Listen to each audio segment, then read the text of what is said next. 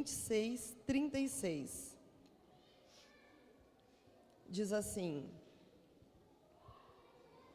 em seguida, foi Jesus com eles a um lugar chamado Getsêmani e disse aos seus discípulos: assentai-vos aqui, enquanto eu vou ali orar. E levando consigo Pedro e aos 2 filhos de Zebedeu, começou a entristecer-se e a angustiar-se. Então lhe disse: a minha alma está profundamente triste até a morte. Ficai aqui e vigiai comigo.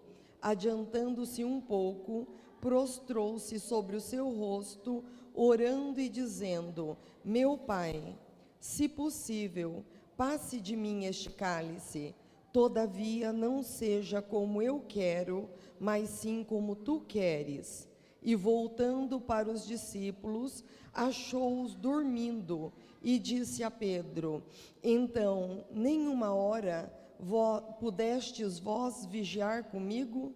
Vigiai e orai, para que não entreis em tentação. O espírito, na verdade, está pronto, mas a carne é fraca. Tornando a retirar-se, orou de novo, dizendo: meu Pai, se não é possível passar de mim esse cálice, sem que eu beba, faça-se a tua vontade. E voltando, achou-os outra vez dormindo, porque os seus olhos estavam pesados. Deixando-os novamente, foi orar pela 3ª vez, repetindo as mesmas palavras. Então voltou para os discípulos e lhe disse: ainda dormis e repousais? Eis que é chegada a hora, o Filho do Homem está sendo entregue na mão dos pecadores. Levantai-vos, vamos, eis que o traidor se aproxima. Vamos estar orando. Senhor Deus Todo-Poderoso, nós te louvamos, meu Pai, por esta noite, Senhor, em nome de Cristo Jesus. Nós pudemos sentir, meu Pai, o Teu Espírito Santo durante os louvores, meu Deus. Em nome de Cristo Jesus, eu quero estar te clamando: Espírito Santo de Deus, impregna todo este ambiente. Em nome de Cristo Jesus, esteja ministrando as nossas vidas, que estamos aqui dentro deste templo, as crianças que estão no ministério infantil, os adolescentes que estão no terreno ao lado. Espírito Santo de Deus, nenhum que entrou dentro dessa casa, meu Pai, saia sem ser ministrado nas suas necessidades. Espírito de Deus, o Senhor sonda, o Senhor conhece o mais profundo, conhece as necessidades de cada um, conhece cada clamor da alma, meu Deus, sabe aonde é necessário uma grande intervenção. O Senhor vê a casa de cada um, o Senhor vê o lar de cada um, meu Pai. Em nome de Cristo Jesus, eu quero estar te pedindo agora que o Senhor esteja entrando com tudo que esta vida está te clamando. O Senhor vê emocional, o Senhor vê sistema nervoso, o Senhor vê o físico, Pai. O Senhor sabe quando está desgastado, o Senhor sabe quando está estressado, o Senhor tudo vê. O Senhor sabe quem precisa de cura nesta noite. Em nome de Cristo Jesus, entra com cura, Pai, para aqueles que estão perto, para aqueles que estão longe, como diz Isaías 57, porque através do fruto dos nossos lábios, o Senhor cria a paz, paz para os que estão perto e paz para os que estão longe. Para todos aqueles que estão aqui nesta noite e para aqueles que estão clamando por alguém que ama, em nome de Cristo Jesus, que o favor de Deus esteja chegando na vida de cada um, a cura esteja brotando sem detença, Pai. Meu Deus, a providência financeira esteja vindo sobre a vida dos teus filhos, o fortalecimento, o revestimento, venha nesta noite, meu Pai, em nome de Cristo Jesus. Abençoa, resolve o dilema daqueles que estão com indecisões no coração. Ajuda a escolher o caminho certo, Pai. Abençoa nesta noite, em nome de Cristo Jesus. Amém. O Senhor Jesus, Ele tinha acabado de deixar o cenáculo com os discípulos dele. Ele havia estado ministrando ao coração dos discípulos. Então, eles desceram o Monte Sião, eles cruzaram o Vale do Cedron e eles chegaram no Monte das Oliveiras, aonde fica o Jardim do Getsêmani. O evangelista João diz que o traidor sabia onde Jesus estava, porque ele já tinha estado com Jesus diversas vezes naquele lugar. Getsêmani era um lugar de oração de Jesus, era onde ele se encontrava com o Pai, era onde ele se fortalecia. E que lugar era este? Getsêmani, essa palavra significa prensa do óleo, porque ficava no Monte das Oliveiras, onde tinha muitas azeitonas. Então a palavra Getsêmani é prensa do óleo, onde a azeitona era submetida a 4 níveis de pressões diferentes. O primeiro nível de pressão era para extrair dela o azeite extra virgem, que era usado no serviço de adoração oferecido para culto no templo. A segunda prensa saía o azeite virgem, o primeiro extra virgem, a segunda prensa o azeite virgem, que era usado para alimentação. A terceira prensa saía o azeite de oliva, que era usado para acender as lâmpadas. E a quarta prensa saía o óleo usado para cosmética, para fazer sabão. E Jesus, no Getsêmani, na prensa do óleo, ele estava sendo prensado no seu momento de intercessão, de oração. Lá ele suou sangue, lá ele verteu as lágrimas dele, ele derramou o próprio coração dele. E ali ele executou esses 4 estágios. Por quê? Porque ali ele fez uma obra de adoração, de rendição ao Pai. Ali ele satisfez o coração do Pai em favor das nossas almas. Ele fez uma obra de iluminação para as nossas vidas, para nos transportar do reino das trevas para o reino de luz. E ele fez uma obra de cosmética. Por quê? Porque ele nos lavou dos pecados, ele purificou-nos de toda iniquidade, ele nos santificou para nos tornar alvos, brancos mais que a neve. Foi no lugar aonde as azeitonas são prensadas que ele fez uma obra esmagadora ao nosso favor. Ele sabia que ele seria moído pelas nossas iniquidades. Ele sabia que ele ia ser castigado por causa dos nossos pecados. Então, ali ele travou a maior batalha da vida dele. E quando ele saiu daquele lugar vitorioso para poder enfrentar a Via Crucis, para poder enfrentar o Calvário, para poder enfrentar a cruz, ele saiu do lugar dele, de máxima oração, vitorioso, para poder enfrentar todas essas coisas. A partir daquele momento íntimo de oração de Jesus, ele não ia voltar mais atrás. Não importava o preço que ele tivesse que pagar pela humanidade. A partir daquele momento ele não iria voltar mais atrás. Foi num jardim que Adão perdeu o paraíso, e tinha que ser num jardim que Cristo resgataria o paraíso novamente para as nossas vidas. Judas, o traidor, já estava tomado pelo maligno. Os sacerdotes, na calada da noite, tramava toda sorte de projetos contra Cristo. Planos diabólicos estavam sendo conspirados contra a vida dele. No versículo 37 diz que no Getsemane, no seu momento de prensamento, Jesus começou a entristecer-se. Ele começou a angustiar-se. O Todo-Poderoso, o Deus encarnado, o Deus da glória, o Deus que é a expressão exata do Pai, ele estava cruzando o vale da tristeza. E o primeiro degrau da tristeza de Jesus no Getsemane foi uma tristeza íntima, que ele não havia compartilhado com ninguém.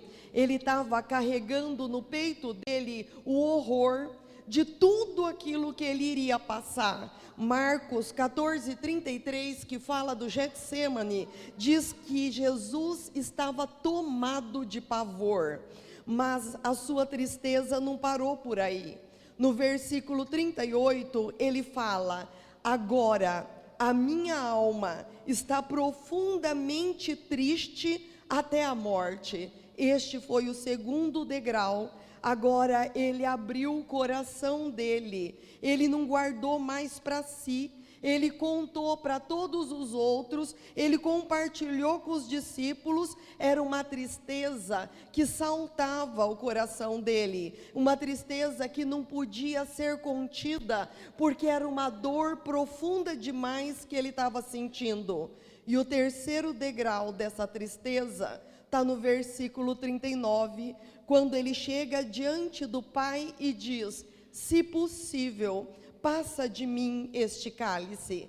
É quando nós chegamos diante de Deus e derramamos toda a nossa dor, dizendo: Pai, poupa-me, tira o espinho da minha carne, afasta de mim todo este sofrimento. E o quarto degrau da tristeza dele continua no versículo 39, quando Jesus vai orar, deixando os discípulos novamente, foi orar pela terceira vez, repetindo as mesmas palavras. É quando você fala as mesmas coisas com Deus, é quando você insiste com Deus, é quando você suplica, é quando você luta, é quando você agarra na perna do anjo e você diz: eu não te deixarei enquanto você não me abençoar.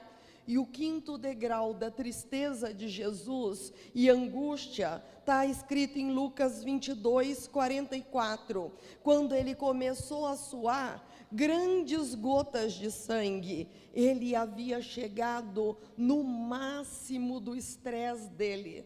Sabe, os cientistas dizem que isso pode acontecer quando uma pessoa chega no máximo do seu estresse. Ele tinha plena consciência que a hora dele havia chegado. Agora o Pai seria glorificado no Filho, e Deus ia ser glorificado através da morte dele, e ele beberia o cálice da ira de Deus no nosso lugar.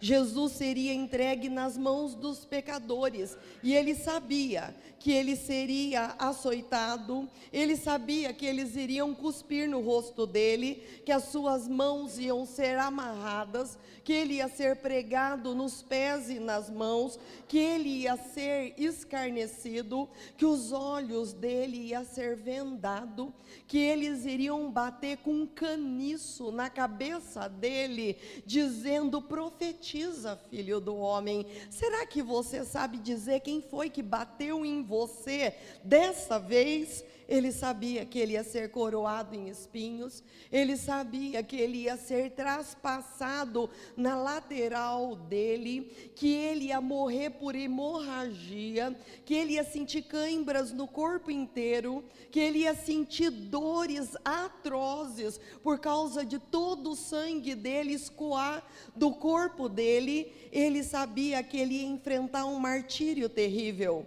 e pior, ele seria acusado de malfeitor, de caluniador, de injusto, sem direito nenhum. Ele seria tratado como alguém que havia se revoltado contra César, que havia se rebelado contra a religião judaica. Entre dois ladrões, considerado como um deles, suspenso entre o céu e a terra, um cordeiro mudo levado para o matadouro. E, se não bastasse tudo isso, ele se fez pecado por nós. No corpo dele, ele atraiu todas as nossas dores, ele atraiu todas as nossas maldições, a nossa culpa, ele atraiu o nosso pecado, ele atraiu as nossas iniquidades. Justamente ele, que nunca conheceu pecado, Deus o fez pecado por nós. Aquele que é bendito eternamente, foi feito maldição por causa de nós. O veneno da serpente picaria o calcanhar dele, porque todo o pecado da humanidade estaria sobre ele. E para piorar ainda a situação, ele ia enfrentar a separação de Deus. Porque Abacuque diz que Deus é tão santo de olhos que ele não pode contemplar o mal, ele não pode ver a iniquidade. Então, quando o pecado da humanidade inteirinho estava sobre Cristo, Deus virou o rosto. E foi quando ele clamou: Eli, Eli, lama sabachthani. Deus meu, por que me desamparaste? A solidão é a segunda prova que o cristão enfrenta quando está passando pelo seu Getsêmani. A primeira prova é da tristeza, da angústia. E a segunda prova é da solidão. No versículo 39 diz que Jesus foi sozinho orar. Adiantou-se um pouco e não havia mais ninguém com ele. O evangelista João diz que num determinado momento da vida de Cristo, toda a multidão abandonou ele.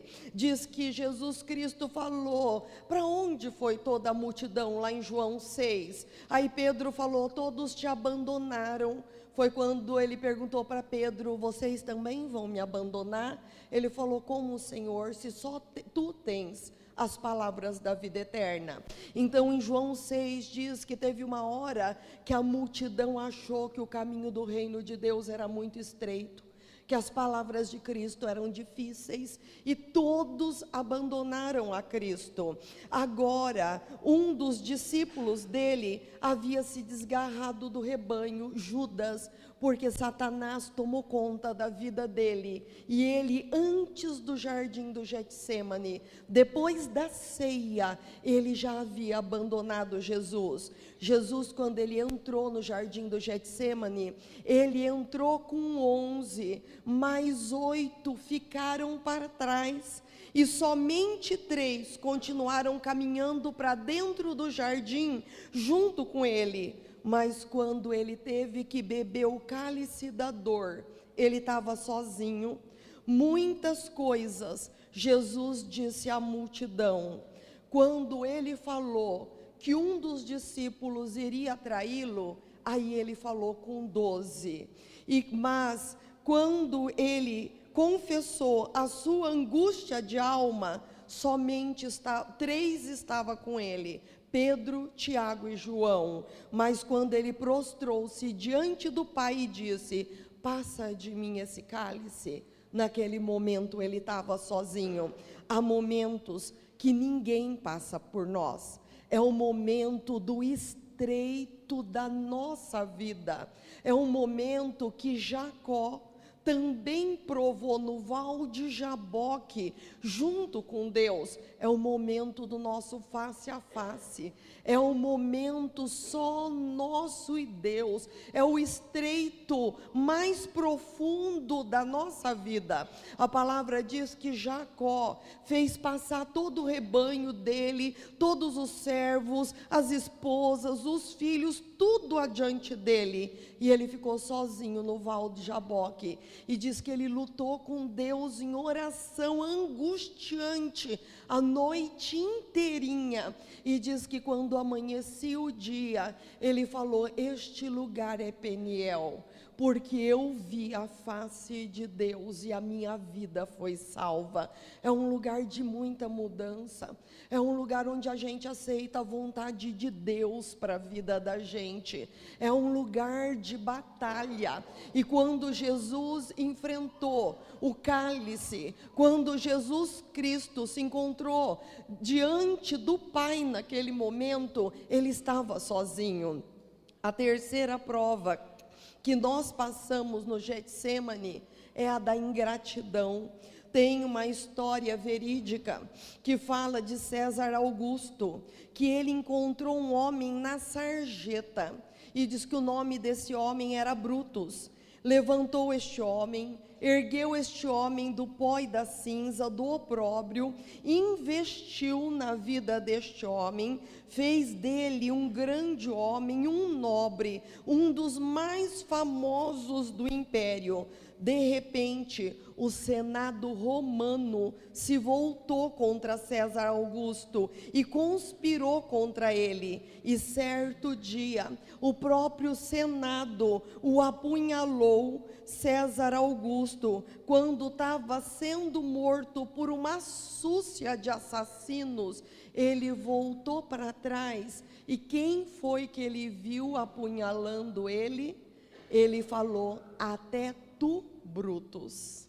Aquela pessoa que ele havia tirado da sarjeta, que ele havia tornado um nobre, que ele havia alavancado, estava entre os que estavam ali apunhalando a vida dele e matando. E quantas vezes aqueles que tanto amamos, ajudamos, damos a vida, abençoamos, aquele a quem você levantou, são muitas vezes os que se levantam contra você. E foi justamente o que aconteceu com Jesus. Jesus amou Judas.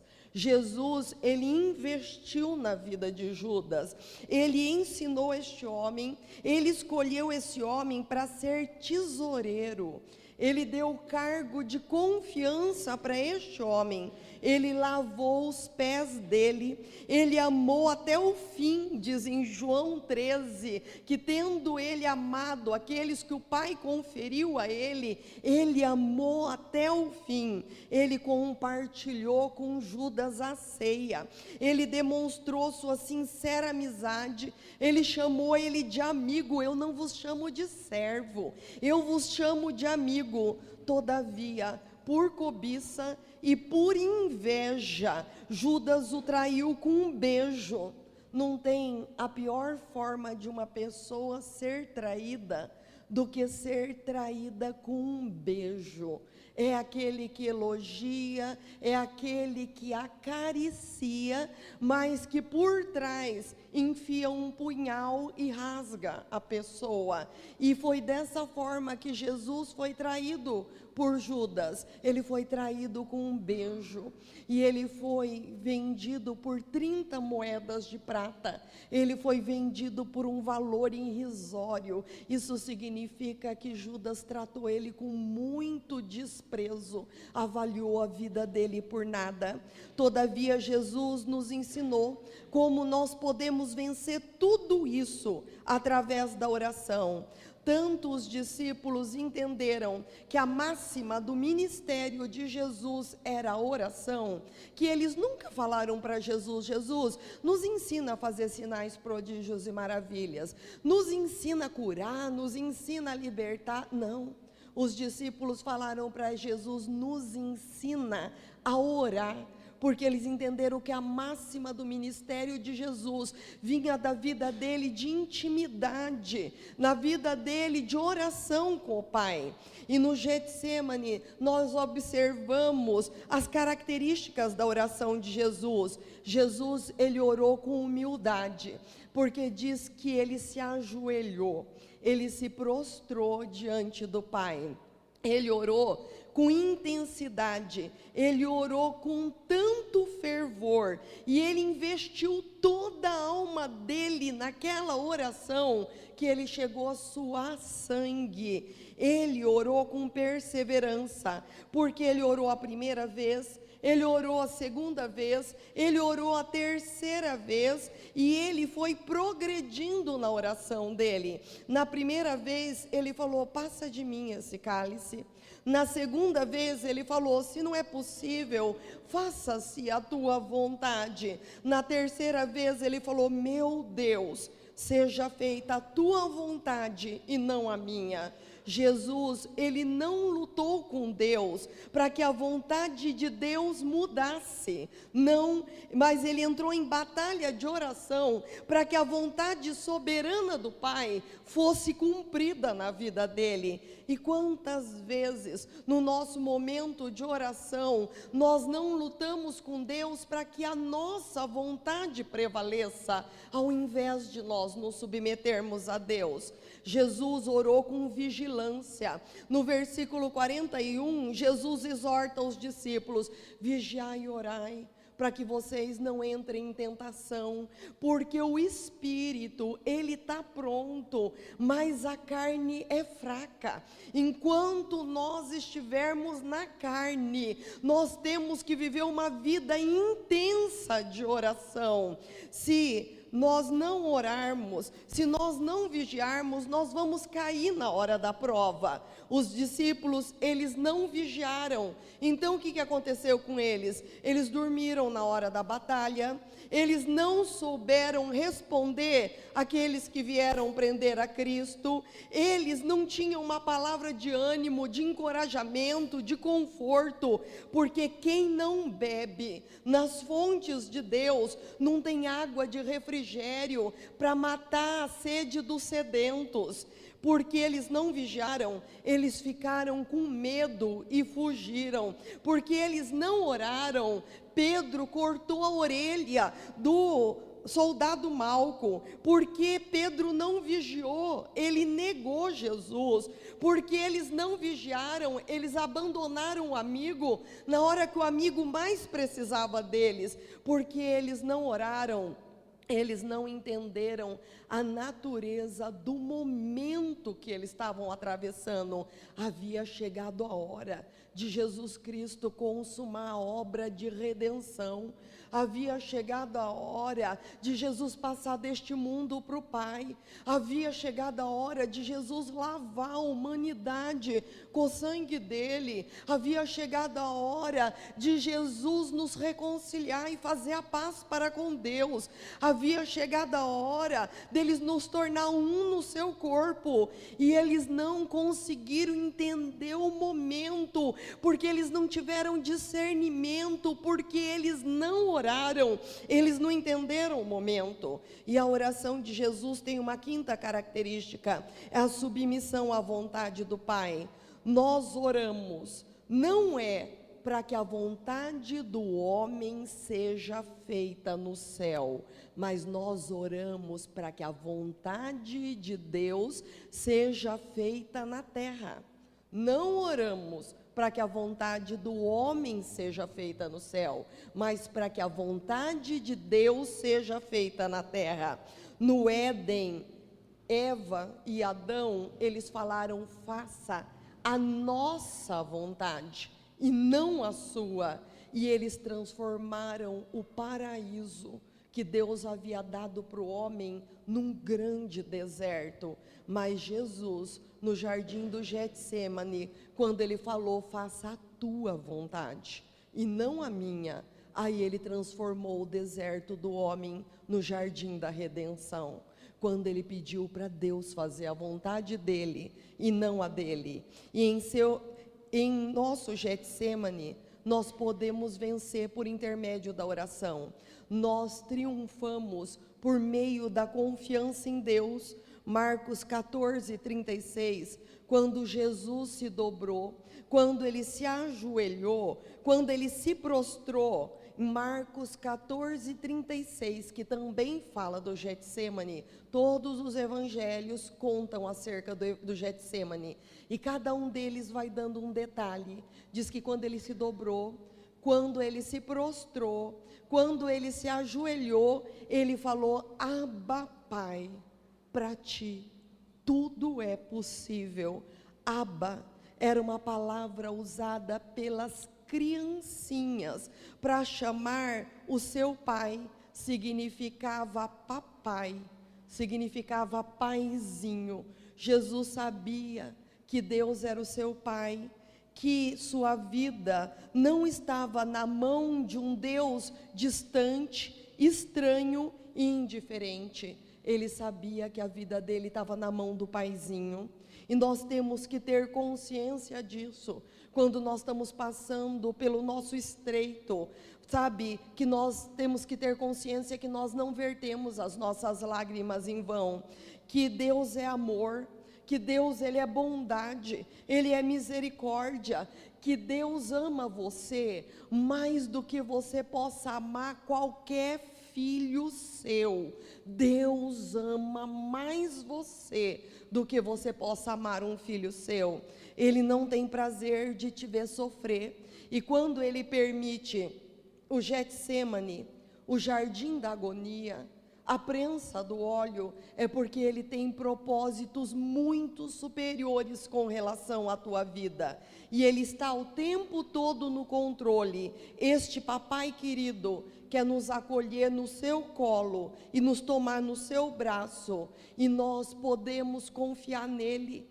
E nós podemos dizer, como o salmista disse lá no Salmo 23, bondade e misericórdia me seguirão todos os dias da minha vida, até que eu habite na casa do Senhor. Nós podemos ter essa confiança. Então a palavra do Senhor nos mostra como nós enfrentamos o nosso momento de agonia. Todos, uma hora ou outra, passamos por Getsemane, mas Jesus Cristo nos mostrou ali que o Getsemane é um lugar de vitória, é um lugar onde você triunfa através da oração, é um lugar onde você é prensado, mas é um lugar onde você, como ele, executa ali uma obra de adoração a Deus. É o lugar onde nós satisfazemos o coração de Deus, é um lugar onde nós recebemos iluminação, e é um lugar, sabe, aonde tudo aquilo que está no coração de Deus pode ser realizado na nossa vida, porque é um lugar de santificação, é um lugar de purificação, é um lugar onde nós somos lavados pelo Pai, e a oração é o que nos dá vitória sobre todas estas coisas, em nome de Cristo Jesus. Senhor Deus Todo-Poderoso, nós te louvamos nesta noite, Pai, pela tua palavra, Senhor, quando nós pudemos ver, Pai, a obra que o Senhor Jesus, Pai, fez, quando ele entrou no jardim da agonia, Pai, quando ele entrou no Getsemane, Senhor. Meu Deus, nesta noite tem pessoas aqui que têm passado por esse momento intenso da oração, Pai. Esse momento onde nós nos prostramos, Pai. Este momento onde nós reconhecemos o Senhor como Abba, Pai. Este momento aonde nós chamamos o Senhor de Paizinho, meu Deus. Este momento, Pai, que nós sabemos que o Senhor, Paizinho, está nos carregando no colo, meu Pai. Este momento, Paizinho, que por mais que nós achemos que todas as pessoas nos abandonaram, meu Pai, mas é um face a face, Pai. É um lugar, é um estreito entre nós e o Senhor, meu Pai, mas é um lugar onde se prevalece, Pai. É um lugar da onde a gente levanta disposto a que aquilo que o Senhor tem referido a nosso respeito seja cumprido na nossa vida, meu Pai. É um lugar do reconhecimento da vontade do Senhor, é um lugar de rendição, meu Deus, é onde nós entregamos os pontos, meu Pai, é um lugar onde nós vencemos muitas coisas que batalham dentro de nós, é um lugar que a voz do eu é suprimida, é um lugar onde a voz da carne é suprimida, é um lugar onde nós cedemos os nossos sonhos aos sonhos de Deus. No Getsemane, Jesus estava rendendo, ele tinha só 33 anos, e ele estava rendendo ali. Ele falou: Senhor, não vai ser os meus sonhos, não vai ser meus sonhos como homem, Pai, não vai ser a realização da minha vontade, não vai ser a realização dos meus próprios projetos, não vai ser a realização do meu querer, Pai. No Getsemane ele falou: Senhor, seja como tu queres, Pai, seja feita a tua vontade na minha vida, não seja feita a minha vontade. Meu Deus, é um lugar de rendição, meu Pai, para que o Senhor possa ser em nós tudo aquilo que o Senhor quer ser, meu Pai. Mas também é um lugar de revestimento, Pai. Ele saiu dali pronto, Pai. É um lugar aonde nós saímos pronto para enfrentar todas as coisas, Senhor. Meu Deus, aqueles, Pai, que estão passando por momentos assim, que experimentem, Paizinho, do teu conforto, Pai, que possam fazer, não como fizeram os discípulos de Jesus, que um abandonou na ceia, 8 ficaram para trás, e os 3 que chegaram mais próximos dormiram, meu Pai.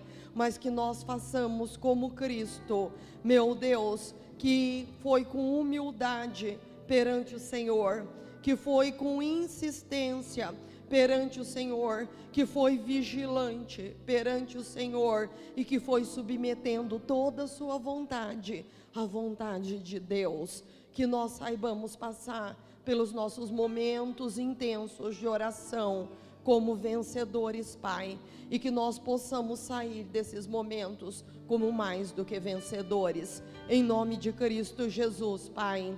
Unge todos aqueles que estão clamando nesta noite, Pai. Unge todos aqueles, Pai, que estão passando por um momento de batalha intensa, meu Deus. Unge todos aqueles que estão clamando para vencer este momento. Unge todos aqueles que estão aguardando por uma virada, Pai.